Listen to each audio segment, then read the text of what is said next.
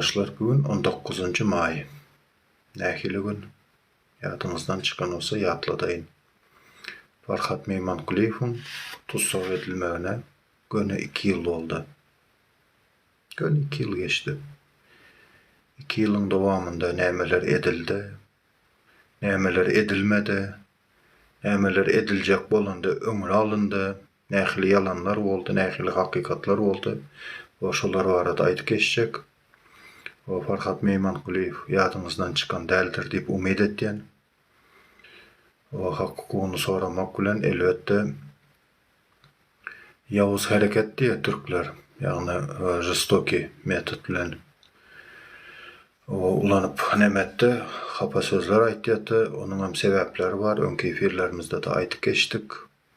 O hapa söz haçan aýdyp başlady, haçanda YouTube kanalda ejesini agladyp çykarandan soň hapa gürläp başlady şol oglan. Bugün 19. may vatandaşlar. Göne 2 ýyl boldy Farhatyň tutulanyna. Bugünkü gün näme bilýäs? O kimler nähili sekret saklap ýör? Näme diýip aldap ýör? Näme maksat bilen tutuldy? Nämeler boldy?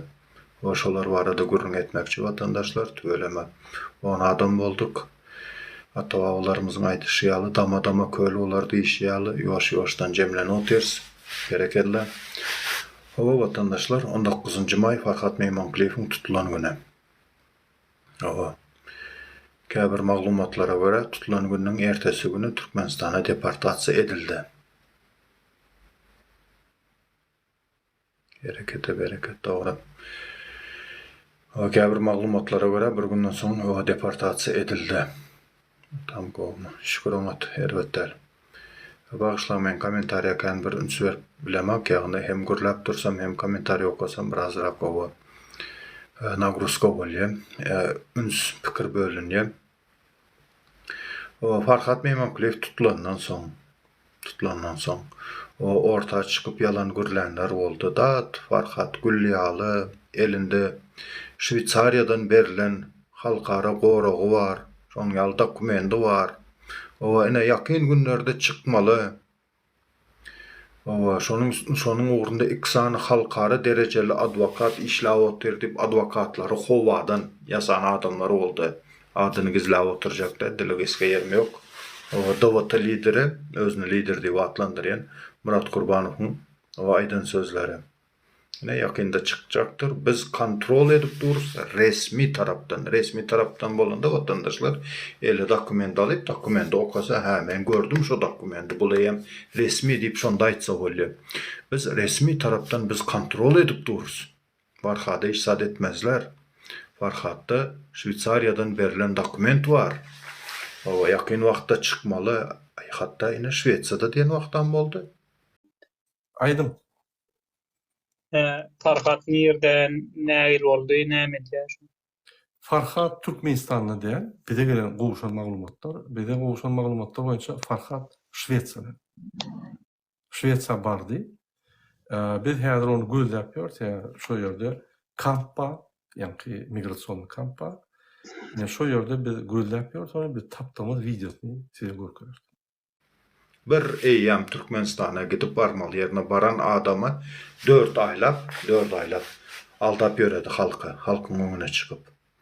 Aldany jehennem diýsem, Farhatyň adwokatlaryna pul gerek diýip, o howadan ýasalan adwokat ýok. Ýok adwokat üçin Farhatyň adwokatyna pul kömegine edin diýip. O pul jemlemene de çağırış etdi. Şol adam, dowlata lideri Murat Gurbanow maňa däl, maňa jehennem, owaram, maňa şonuň hormaty gerekdir. Ýöne halka hormat goýan bolsa, şu zatlaryň netijesini çykyp aýtmalydyr. Näme üçin şu ýalan gepledi? Näme üçin özüni oýnatdy? Näme üçin beýlekler oýnatmady? Geldi Kärizow oýnatmady özüne. Halmurat Söýünow oýnatmady özüne. Allamurat Rahimow özüni oýnadanak gelip Murat Gurbanow näme üçin özüni oýnatdy? Murat Gurbanow seni oýnatýarlar diýende, bul Atamurat Saparow owa bize töhmet atdy diýdi. Töhmet atdy. Murat Gurbanow meniň töhmedim nämeden ibaret diýip soraýan. Gir diýe kanalyň gör diýe. Böyle kanalımda kən zat var. 3. klasın ya 2. klasın 3. klasın keskitlemesinde Türkmen dilinde utornuklu bir oy pikir anlatan sözlerin toplumuna sözlem değil. Sen şu bir sözlemme qaytalı. Ana şu aydan sözlemin Atamrat. Ana şu töhmet öyle dip baytala desem duran yere. Sen de töhmet attın ha diye. Näme men töhmedim näme? Yok advokatlar hovadan yasanı töhmetme. Farhad'ın elinde yok dokument. Yok dokumenti bar deyip ulu ile yalan gürlemeni. Böyle bu Türkmen auditoriya yalan gürledi. Böyle Türkmenler sağda görendir belki özü aldanandır. O barıp Kazakistanlı blogerin kanalında da vay diye Farhad'ın elinde de dokument var diye Şvitsariyadan verilen diye. Onu diyor şunun yalı bir koğrakda sakla oturlar. Vatandaşlar bir fikir edik görün. Bir adamı korumak için türme salıp korumalı mı? Nerede on yal praktika var? Farhadı diye şun yal bir koruyorlar diye advokatam yanına koyuveren aklar diye. Advokat yanına barıp bilen ak diye. Ol advokat adamın işini ne edip alıp barsın eğer görüşüp bilmeyen olsa. Ne edip işini alıp barsın. Sorak verip bilmese, görüşüp bilmese. O ikisani halkara dereceli advokat var. Hovadan yasaya, hovadan. Yine nemenin hazır o saytlarda paylaşılıp otur Alişer Sakhatov, Abdullah Oruzov'un işi var adı. Advokatın adı yazıklı durandır. Mätif'in saytına girip görün. Ruslan Mätif'in advokatın adı yazıklıdır. Näme işler edilip otur, näme bolup biljek, o näkil ýagdaýda bolny suotka var. Hani bu halkara dereceli Farhad'ın advokatları Murat Kurbanov ve onun yanındaky zombilerine yüzlenyen. Zombi diýsem gatan görýärler. Sen diye zombi diýip aýtdyň diye. O ak diýsen, gara diýsen, o kahar gelýär käbirleriniň. Ne 2 ýyl boldy. 2 ýylyň içinde zombiler ve zombilerin başlygy Murat Kurbanov insap oýanmadymy? Halkyň öňünde şunça yalan görledik. Şunça aldadyk halky, bilip etdik, bilmän etdik diýip bir insap oýanmadymy? Ýene bir gezek aýtylyn. Ruslan Mätif'in saytyna giriňler. Ne опровержимо diye. Ýagny subutnamasy bilen Farhadyň ölenligi barada delilimiz bar diýip Ruslan Mätif ýazýar. Onda Ruslan Mätif hem töhmetçi bolýar-da. Farhadda şuňal ýalňyşlyklaryňyz bar diýenim üçin o maňa näme diýdi, bul diýdi, myhyma işleýär diýdi. Bul töhmet atýar diýdi, bul diýdi polisiýada işläp çykan diýdi. Biziň adymyzdan bul sayt açdy diýdi. Bul diýdi grant alýar diýdi. O hatta meni urdurmak üçin meniň nomerimi paýlaşdy. Bolup bilenni boldy, ýöne çykyp halkyň öňünde. Hova men naştaýda loh boldum, özümü oýnatdym, men bir oýnatgy men. İslen adam barmagynda şey diýip barlandyryp oýnap bilemeni diýip boýnuna alyp bilmedi. Boýnuna almak üçin näme? Mertlik gerek. Barmy şo mertlik? Bolýa ondan başga da käbir soraklar meni gyzyklandyrýar. Ne halka çağırış etdi, halk ayaklanmalı, zat etmeli. Bolýa çağırış etdi, o halk gıynalı otur, halk diktaturanyň aşağında, o Türkmenistanyň içindäki, ýagny türmäniň içi diýeli, atkriti türma. O şu Türkmenistanyň içindäki halka ayaga galmana çağırış etdiýen adam ýakynda Gurbanguly Berdimuhammedow Fransa bardy. Burnunyň aşağına bardy, hani bir sany akt, bir çäre nemetdimi? Görkezip bildimi? Fransa'da oldu. Demokratiyanın ösen yeri. Avrupa demokratiyanın kalıbeli yenenemedi. Hani bir zat görkezdi mi? Çıkmalı eken eline gramka gvartil alıp. O diktatör geldi Fransa deyip. Açık oynaya mı? Zombilerin lideri. Türkmenistan'daki halkı o töyleme çağırmalı olanda o biri Kanada'dan, biri Fransa'dan o galında çıkın. Halkı kaldırmak için, çıkarmak için öňüne düşmek gerek. O 1. Awgust'ta gördük, o neçe kilometr nemelerde kaçıp yöredim. Elinde Fransa'nın pasportu olup durup. Kaçıp yöredim. O yana halk kalmalı bolýar, o ayrı tema. Gaýdyk geles Farhad temasyna. Ne bugünkü gün Farhad diýri däl. Zombiler ve zombilere kulluk etdiyenler, şu zombilerin liderine kulluk etdiyenler, maksadınıza yettiniz mi? Haçanda kömek edip bolayacak mümkinçiliklerde de kıssa garada. Vakt yitirmen. Şunyal şertler var, şunyal yerlere yüzlenel diýende yok etmeyiz. Farhad'ın iksan advokaty var, siz koşulmaň, siz koşulsaňyz prosedura ziyan berip bilersiniz. Farhad'ın gitmegine sebäp bolup bilersiniz diýen Murat Gurbanow. Hani suotka geçen yılın 26. oktyabrında sen söz verdin. Yakın wagtda Türkmenistan'dan suotka alıp men ofitsialny çıkış etdiňmen diýdin. 26. oktyabrdan sana bugüne çelli. Alıp bilen aklım Türkmenistan'dan suotka sen polny mıhymynyň padwallaryna çelli günde biz barlaýas. Farhat yok. Farhady hiç kim görmedi. Farhat eltilmedi. Bular bize karşı töhmet atdy. Bular yalan gürleýedi. Biz yalan gürleýän olsak çıkıp aýt doğruları. Men ine gün aýdýan. Men DWT'den gitmelen bolsam, men çıkış ederim aýdam Farhadyň ýagdaýy boýunça. Niýede ýalňyşan bolsam, men ýalňyşdym şonu. Niýede biz dogry ýören bolsam, ine şeýle dogry ýörer diýip. Biz hiç kime töhmet atjakka oň üçin çıkış edemiz. Aýt doğruları, halkyň öňünde boýnuň al. Bolýar, howadan yasalan advokat üçün pul jemledik. Hani şo pullar diýende, utanman, biz Dur Sultana verdik diýenmi? Sen girde videolaryny gör, çağırış edeninde kimin hasabyna çağırış etdiň? Şo pulu Dur Sultana geçirin diýip çağırış etdiňmi ya şo pulu Bahtiyar Gurbanowa beriň diýip çağırış etdiňmi Murat Gurbanow? Şo derecede kelle kuku gitdimi? Utardy mı kelle şo derecede? Zombilere näme diýjek? Şo zatlary görüp durýarmy? Kak baranna nowy varoto смотрит diýer, şoňa şu zombi liderine seredip oturýarlar. O zombi diýsen hem gatdy görýär. O zombi seni şutaydy seniň edeni gereketdiň. Zombi bolýarsa gözüni mülk edip. Men zombi bolýanmy diýer şonda da. O zombi bolýam. Ondan başga näme diýim hele?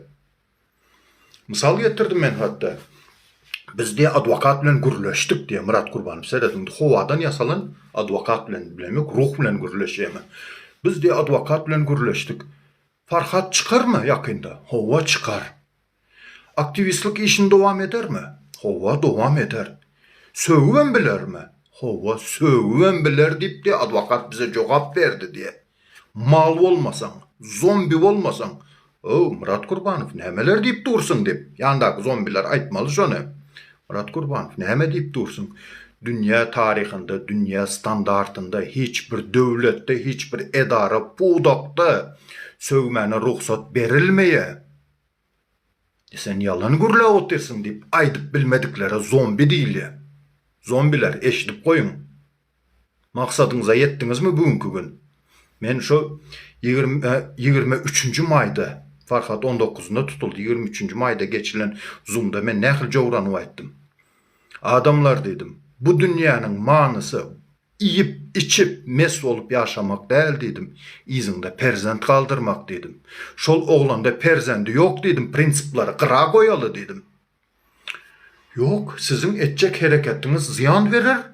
Halkara dereceli advokat işlap dur. Şo tayda Nuru Annayev hatta aýtdy. Murat Gurbanow dedi. Faruk Gergerli oğla dedi. Şoňa dedi çıkalı dedi. O şonun üstülen bir zat etjek bolaly. Yok gerek değil. Halkara dereceli advokat işlap dur boldu. Başka hiç zat kabul edilmedi. Hani Şwetsiyada diýip ýöredingmi bir gepinde Murat Gurbanow? Zombiler. Sorap bilýäňizmi näme sen Şwetsiyada diýip aýtdyň şonda Murat Gurbanow diýip? Zombiler size yüzlenýän. O Şwetsiyadan çıkardı izinden diye o çilim alıp bardık, egine şık alıp bardık, o pul alıp barıyas diye. Şol bir efirin özünde vatandaşlar, şu bir videonun dowamlılığı 1 saat olsa, misal için. Şu 40. minutunda diýerler, şu izinden çilim, egine şık, pul alıp barıyas diye. Video utaracak da diye. Biz diye, o Türkiýanyň prezidentine diye hat yazacak diye. Farhadyň nerdeligini bize anyklap berdi diye hat yazacak diye. Sen şu bir videonun özünde, başında. Sen izinden çilim, egine şık, pul alıp bar oturdun. Video gutarmanka eýen bul hat ýazýan oldu.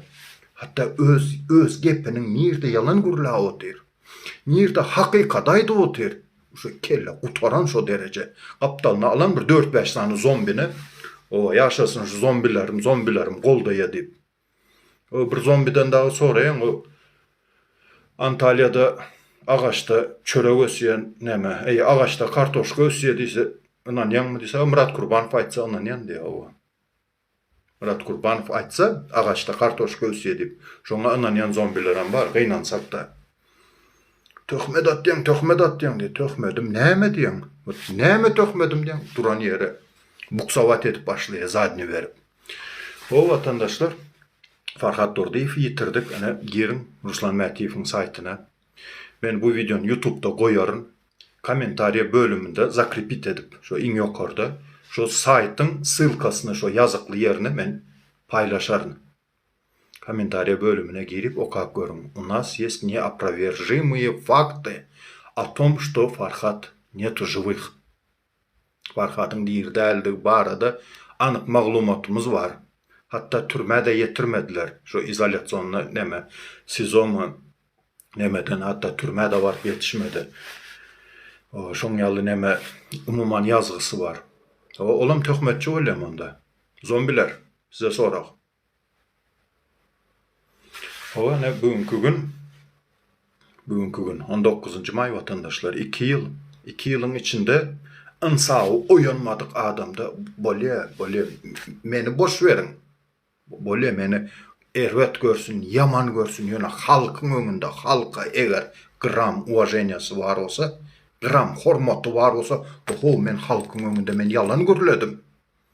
Halkyň öňünde yalan gürlänim üçin men çykyp bir hakikatlary aýdaýyn diýip adamda sehel insaf wyjdan olsa çykyp aýdardy. Bağışlan vatandaşlar, men özümü oynatdym, men loh boldum diýip çykyp aýdardy. Diýmek. Näme netije gelis? Halka bolan hiçkili uwajenýasy yok ve bolmadı. Ondan başka. Men öňüňize şuňal pikir oklayan, siz özüňiz pikirlenin. Ine bu gece gündizde habarınız var. Alisher Sahatov, Abdullah Orosov deportasyonly centrda. Şolar bilen bir şäherde ýaşaýan, şondan bir 1,5-2 aý öň Bayram Allalyýew aldylar. Olam şo şäherde. Aldılar, sonra onu göýberdiler. Häzirki wagtda Alisher Sahatov bilen Abdullah Orosov deportasyonly centrda.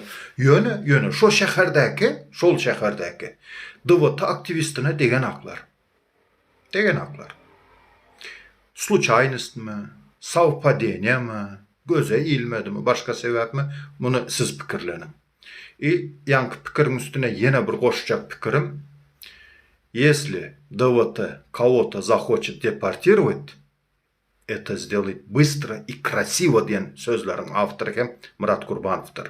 Если ДВТ кого-то хочет Туркменистан депортировать, поверьте, оно это сделает красиво и быстро. Ben bu sözlerini hemçin ayda otirdim. Alisher Sahatov çekinmezden bir näçe ýazak aýtdy. Howa diýdi, Murat Kurbanov'un ýalňyşy bar diýdi. Farhady dünýä turuna gezdirdi diýdi, dünýä syýahat etdirdi. Şweýçada, ine Amerikadan çykmaly, ine Kanada barmaly, ýene näme etmeli diýip dünýäni gezdirdi diýip bir näçe ýazak aýtdy. Soňky wagtlarda Abdullah Orosov DVT'dan aýrylyp Alisher bilen birlikde video zat edip başlady. Gelip prosto özüňiz pikirlenip görüň vatandaşlar. Pikirlenip görüň. Gelip DVT aktivistine Sinop'daki degen aklar. Beýlekler alınýar. Sebäp näme bolup bilerke? Pikirlenip görüň. Belki men ýalňyşýandyryn vatandaşlar. Umuman şeýle, aýdyşmaly bugün 2 ýyl boldy vatandaşlar. Izinde hiç ýyly perzent çağa galmady. Bir maşgalanyň bir ogly. Bir ogul, bir gyz özem ekstaýdy. Farhat Meýmanguliýew. Inde häli bugünem ýok Farhat öldü diýip aýtma, Farhat diýre. Diýre adamy näme öle çykarjak bolýan diýip Murat Kurbanov garşylygyny görkezän öle. Git Mätiýewe görkez garşylygyny. Mätiýew näme üçin paýlaşýan diýip şuňaly nemelerdi. 1 ýanwar güni efire gelip bir aýal maşgyly men şonuň owadaşy Farhadyň owadaşy Farhat öldü, Farhat diýri däl diýip o aýtdy. Şonda men bir nemedenimde ýok, onuň ýaly zat ýok, Farhat diýeri diýip o barp görüp gelen ýaly. Barp görüp gelen ýaly. 26 oktýabrda söz berdim Murat Gurbanow. Men Farhat barada polny swotka berýendi. Eger halka hormatyň bar bolsa, maňa däl, maňa däl. Maňa seniň hormatyň gerek däl. Halka hormatyň bar bolsa, eger bar bolsa, çykdy yalanlaryňy boýnuňa al. Näme üçin özüň oýnatdyň? Näme üçin oýnatgy boldun? Näme üçin beýlekler oýnatmady? Hatta o dünya guramalarını ayağa kaldırmak için Farhat'ın delası gerek. O şonu berer mi desem yok. O neçenci yıllarda Polşada bana samsyk deyip sögdüler o.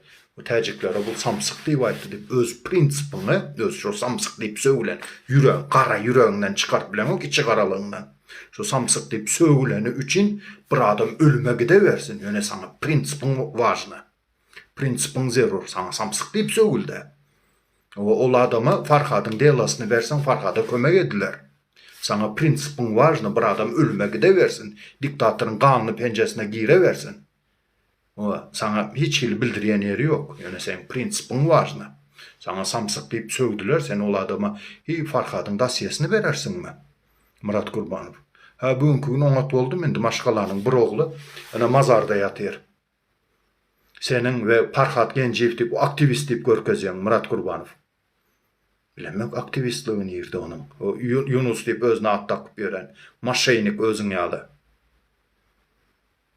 Maksadyňa ýetdiňmi? Zombiler. Maksadyňyza ýetdiňizmi? Rahat ýatdyňyzmy?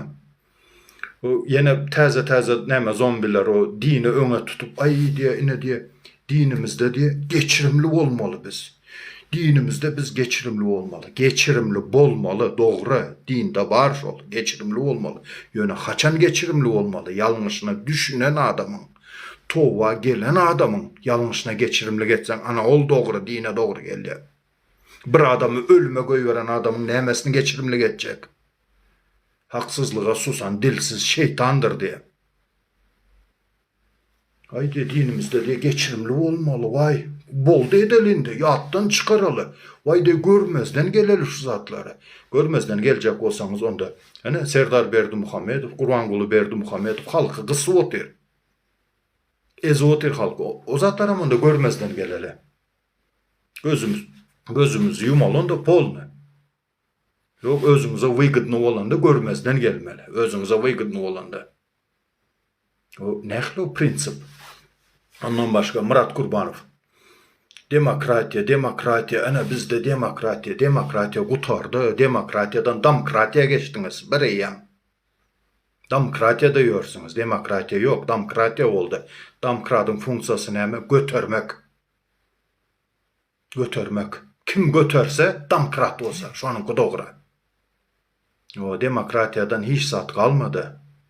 Demokratiyanı oňat ýola koydunuz. Kim demokrat olup bilse, o şonunki doğru. Murat Gurbanow, senin şutajda ýalňyşlygyň bar diýen näme bolýar? Hökümede işleyen bolýar, töhmetçi bolýar, grant alýan bolýar, polisiýada işläp çykan bolýar. Utanman, hatta meniň nomerimi paýlaşdyň. Barın urun ýenjiň şonu gaýdyp gürlemez ýaly ediň diýip. Şumy demokratiýaň? Murat Gurbanow. Bugünkü günem çykýadan ýok diýildi, ol özü onuň diýe. Onuň özü diýe. Men diye nomer bermedim diye. Bir gepinde mıhamalygyny bildim men diye. O mıhamy bolan üçün berdim diye. Bir gepinde nämeler özü düşünmese kellesinde näme edip näme goýup ýörenlerini. O men seni suda berjek, näme etjek? Ber suda. Ber suda o çağany gorkuzan ýaly gorkuzjak bolýanmy? Yat ana, oýnak geldi, alabay geldi. Yat babaylar geldi.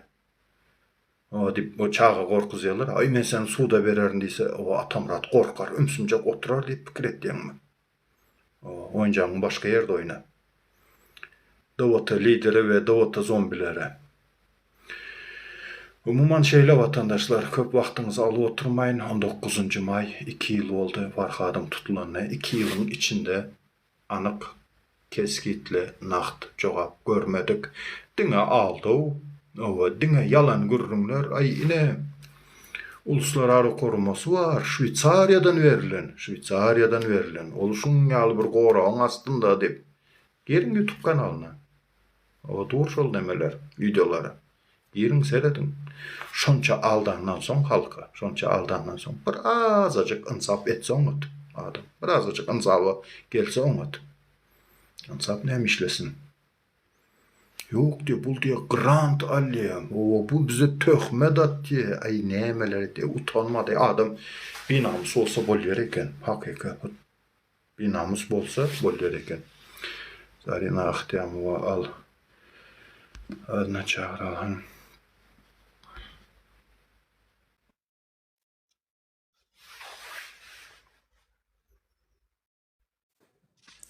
Салам алейкум, Атамурат. Yaşımsan? Салам алейкум. Алейкум. Есть что добавить? А?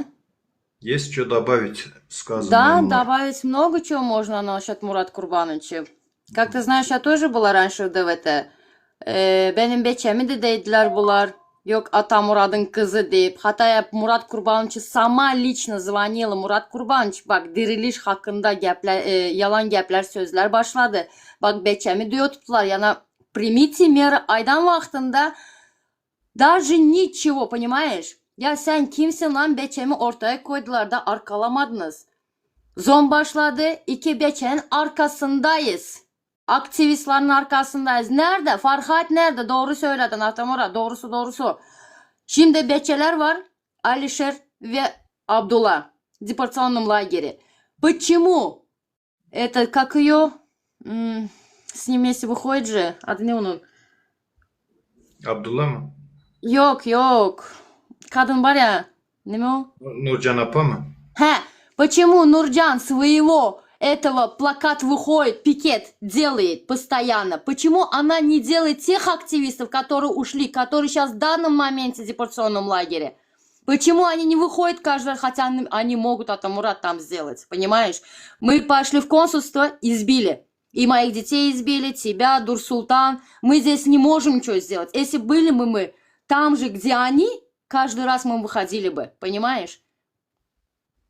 Нурджан постоянно со своим племянником. Ну почему твой племянник, ладно, в тюрьме, там, ладно, понимаем. Почему ты не выходишь с Фархада фотографии? Почему Абдулла или Алишера фотографии не вытаскиваете? Почему? Зарина, я тебя поправлю. Не племянник, а племянники. Однако, Ну, племянники там. к большому удивлению, она выходит с одним фотографием, да? Вот с одним. А почему второго не вспоминает? Вопрос большой. Да. Да, Про Рустам, ну можно про же, Рустама да, не- вот не можно же, вспоминают. Мурат Курбан. И то, я ему тогда звонила, мне нужно было, ты сам знаешь, я не буду здесь разглашать. Одно, это был, даже телефон, номер мой не отвечает Мурат Курбанович. Не будем Чё, тут- боится, что ли? Боится? Мы тоже Получается, были в ДВТ. Только обман. Ты сам знаешь, Атамурат. Прекрасно знаю. Еще ты байка защищаешь Мурат Курбановича. Что твой Мурат Курбанович сделал, я? Вот что сделал? Вот ты мне покажи, что одно единственное его, то, что он, вот это да, он сделал, мы можем подсказать. Я-то Мурат был тогда в ДВТ, и ты там тоже был, и я. Вот покажи вот, мы тебе скажем, да, вот такого числа действительно Мурат Курбанович сказал правду. Нет, от вранья просто балдеют. Кейф Не аллеры. почему, они могут там сделать, да, вот покажите, иди, вы бы и сие поедь. Почему не может, что ли, Мурат Курбанович насчет Алишера, насчет Абдулы поехать? Может, почему он не ездит? Ну, я в начале эфира объяснил, почему он не делает, потому что в свое время... Извини, я в Альшер- начале эфира не смогла зайти, только сейчас зашла, поэтому меня, может, не услышала. Потому что Альшер неоднократно говорил, да, Мурат Курбанов виноват, да, виноват. Он по всему миру по турне запустил Фархада. То в Швеции, то в Канаде, то еще где-то. Виновен, да, виновен. Он несколько раз вот это Ладно, сказал. Атамурат, бывают ошибки, мы тоже люди, понимаешь, мы тоже, может, где-то кого-то защищаем, может, кого-то там слушаем, может, бывает, да, друг друга обвиняем. Но в данный момент не нужны наши гордость, понимаешь? Гордость это самое последнее. Сейчас важно то, что Фархат уехал, где он? Малик уехал, где он? Сейчас наши в данный момент два активиста там. нуждаются в нашей поддержке, понимаешь, нашей поддержке. Всех, не только Мурат Курбанова, там других. А Мурат Курбанович где я? Один раз, два вышел в эфире, пышыр, грант взял и все. Где дело ваше, Мурат Курбанович, где дело? Вытащите тогда наших активистов. Не, извини, да, вот я не понимаю, и даже просто canım yanıyor Мурат. Жалко наших активистов, наших пацанов. Яны харжаттылар, білесің ме, харжаттылар. Попросту вот воспользовались, и все. Ноги вытерли, получили гранды свои. Остальное что?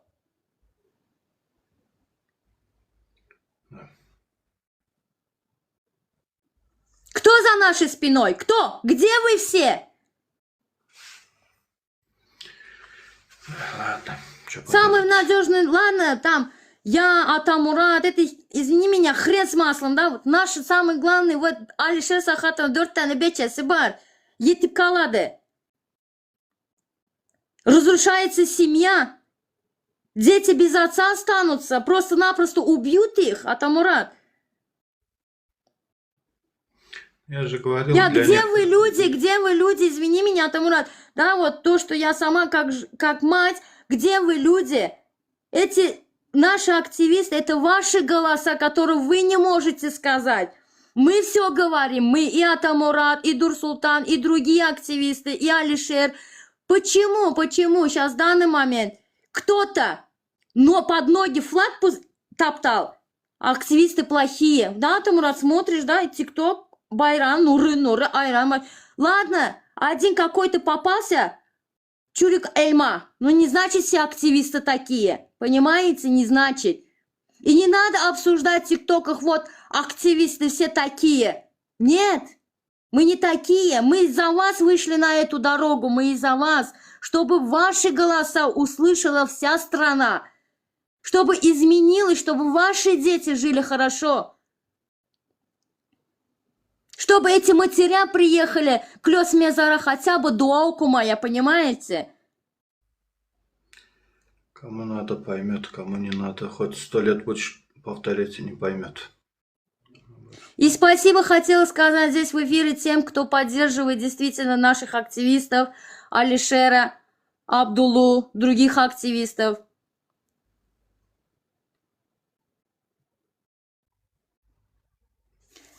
Ой, я не знаю, Атамурат, я не знаю, действительно, yüreğimiz yanıyor. И наши, которые уехали, бечелер giden, yoğalan beçeler için, şu an akan beçeler için, şu anda deportasyon lageri, yarım gün ne olacak, Huday bilir. Allah Huday canım tez zamanda kavuştursun beçelere. İnşallah. Ладно, я потихонечку закрою эфир. Vatandaşlar sыйлап geleniniz için köp sağ olun. Bugün 19 may 2 yıl oldu Farhat Meymankuliyev'in tutulmağına. Şu arada bugün efir açtım, efir ettim. Umuman aydıp geliyiz. Kimler yalan görüledi, kimler yok advokatı hovadan yasadı, pul cemlediler, yeni nemeler oldu. Sen şutayda alda otursun, yalan görülüp dursun diyende agente çıkardılar. Töhmetçi deydiler, ay yeni nemeler. Yani halkın önüne çıkıp meni aldanıptırın, benim adam çağası. Her kimim o yanlış bilir. O bağışlan deyip boyun alıp bilmedi. 2 yılın devamında. 2 yılın devamında o şoları koldayan zombilere yüzlenme. Kolda verin. Hakkınız. Yok, Мурат Демократический Курбанович эфир папа. açtığı zaman da перебить, я извиняюсь, да, Атамурат. Пусть, когда эфир откроет Мурат Курбанович, gelsinler sorsunlar Farhat nerede, bakalım söyleyebilecek mi? Yine yalanlar. Yine ağzına kadar dolduracak yalanları. Yerde. Çünkü söyleyebilmiyor ki. Söylemez ki. Şunun için aydı oturun. Demokratiyadan demokratiya geçtiler deyip. Demokratiya kalmadı. Kanakan demokratiya, Atamurat, kanakan demokratiya ya. Yalan demokratiya bunların, yalan demokratiya, anladın mı? Yalan. Функцию домкрата знаешь? Функция домкрата – это поднимать тяжести. Кто поднимает, тот прав. Из демократии перешли на домкратию. Просто жалко, Ладно. да, вот наших воспользовались нами, вот и все. Когда ты только в ДВТ был, я в ДВТ была, Murat Kurbanç nime aydan gapini, zomlarda nime aydan gapini, arkanızdayız. Nime bolsa boluversin, arkanızdayız. Hani arkanızda Murat Kurbanoviç? Murat Kılıçoviç, eğer sen beni duyuyorsan, agentlere de ait Zarina'dan sana selam kette. Öyle Ve vatandaşlar- aradığın zaman da telefonumu aç. Öyle sılap geleniniz için sağ olun. Zarina spasiba efire katılanım için. Sana da Hoş спасибо geldin. Murat. Huday canım Hoş inşallah geldin. dua edelim Yani- şu beçeler için, Alişir, Abdullah için. Huday canım onlar tez zamanda ailelere kavuşsunlar, beçelere kavuşsunlar. İnşallah vatandaşlar Elimizden geleni de yapacağız inşallah. videonu men YouTube'da paylaşacaktırın. Komentariya bölümünde Hükman Surat'ta men sılka paylaşan. Şu sılkada Ruslan Mätiyev'in o saytından sılka. Şu tayda okap bilersiniz. Farhat'ın öldürülenliği barada elimizde delilli maglumatlar bar deyip yani Rus dilinde yazılan o girip okap bilersiniz. Davut'u zombilere Ruslan Mätiyev'e de aydın sen töhmetçi deyip. Hani aydın bana aytışınız yalı sen töhmet at diyen adı işiniz yalı. Davut'u zombiler ayt görün Mätiyev'e. Sen töhmet at diyen ölmedik adam öldürüp otursun deyip. Ayt görün. Hani seyredeli hani olam töhmetçi mi? Olam Türkmenistan hükümetine işleyeme. Kızıklı oldu. Hani indi nire gittiyiniz? Ya yine sapalak atacak mı? Siz taparsanız o her kili təzə nemeler tak o mente işlep çıkan diye gördünüz. O mahkamının agenti dediniz, yine nemeler dediniz, təzə yine bir zatlar çıkararsınız. Sizde problema değil. Hani Suudnama deyende Allamrat Rahimov'dan pul alıyor. Allamrat Rahimov'un zakazını bitiriyor. Suudnaman var mı deyende, biz diye şonu alıp fikir ettik diye. Adam fikir etse, o şol Suudnama olup geçer yer eken. Şol adamlara kim diymeli son? Şona inanyanlara kim diymeli? Zombi diysem, men zombi mi diyeyim? Hayranam öyle. Men zombi mi diyeyim? O zombi diyeyim. Bir nemeyi düşündürmek. Ayıp oluyor da vatandaşlar. Gep düşündürecek ol bu saçam düşük gitti. Alişer nerede? Alişer deportasyonlu centerda yazar. Advokat işini alıp barı otur. O sudun çözgütüne karışıyız. Sudun neticesinde belli oluyor. Deportasyonlu centerda Türkiye'nin çağında Alişer. Alişer, Abdullah Orosov ikisi de deportasyonlu centerda advokat işlavati uğrunda Farhad'ın bilen deňeşdirilende hovadan yasalan advokat değil, живой advokat. Hakiki живой işini alıp barı oturan advokat. Hatta men özümün bir neçe yeze görmüş gördüm şol advokatla. Kızıklanıp gördüm prosedura var da. Bar advokat nasam dilem işini alıp barı otur. O yuridiski o dilde şu yuridiski terminleri ulanıp o cevap veriyor. O Allah razı olsun. O işlav otur. Nasip olsa inşallah yakın günlerde çıkar deyip bizim umid ettiyiz. Allah'tan dilek ettiyiz. Öyle sağ olun vatandaşlar. Efir yapıyan geleniniz için köp sağ olun. YouTube'a koyun. YouTube kanaldan hem izlen. Seyredin videoları. Sağ olun.